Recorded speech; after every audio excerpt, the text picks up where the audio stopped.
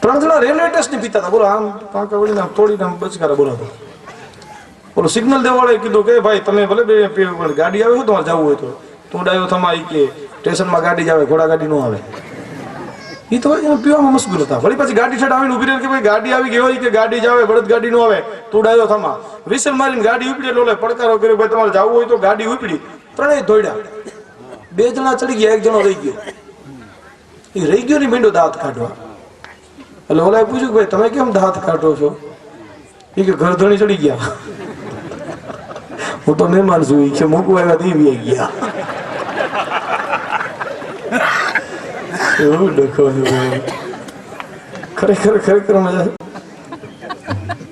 બે જણા ફૂલ પી ગયેલા સાયકલ લઈને આવતા હતા. સાયકલ લઈને ઓલો કેરિયર માંથી બોલ નીકળી ગયો, ખખડાટી બોલે આવે. ઓલો એક જણા કે હવા નથી અંદર. એ કે એવું નથી. હા હા કે તારી સાયકલ મારી સાયકલમાં હવા ન હોય એવું કે ભાઈ હવા નથી, હું તને કહું છું ને કાંઈ વાંધો નહીં હાલી કે આ રહ્યું આમ હવા ભર લે. તો અહીંયા ગયા તો ઓલા નક્કી કર્યું કાકો પીધેલા લાગે છે. એ કે તમે હાથે ભરી લો ભાઈ, અત્યારે અમારે હું લાઇટ નથી કે એમાં તો નથી, તમે પંપ છે તો કાંઈ વાંધો નહીં. તો એક જણા પંપમાં નળી ચડાવીને 1 મિનિટ મારો છક પંપ માર્યા, ધડ દન ટાયર ફાટ્યું. તો બાજુમાંથી એક જણા નીકળીને 2 ફડાકા માર્યા. એ કે કા ભાઈ અમારી સાયકલ અમે પંપ ભરીને તું એ કે ફડાકા મારસ? એ કે તમારી સાયકલ તો સેટે પીડી, જો આ સાયકલ કોની છે? કોકની સાયકલ ના ફડાકા કર્યા.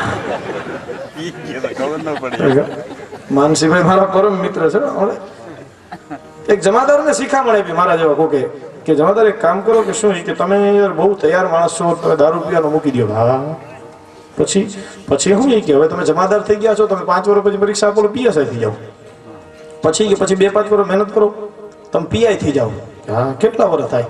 કે 10-12 વર્ષ તમે મહેનત કરો એટલે તમે પીઆઈ થઈ જાવ. કે 12 વર્ષ મહેનત કરું ત્યારે પીઆઈ થાવ ને તો હા કે 2 પેક લગાડો એટલે સીધો ડીએસપી થઈ જાવ છો.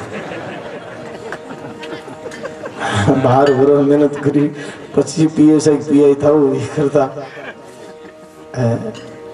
સાહિત્યની હાસ્યની વાતો, રાજપૂતાની વાતો કરી છે.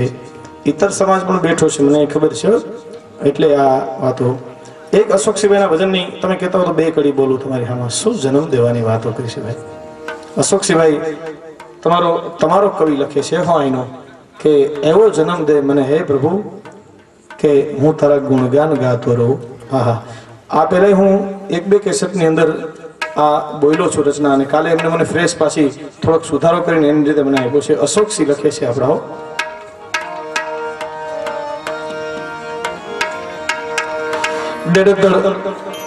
અશોકસિંહભાઈ લખે છે જબરજસ્ત રચના.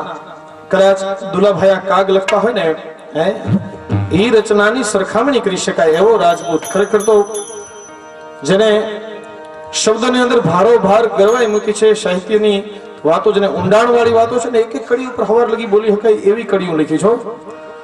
એવો દે જન્મારો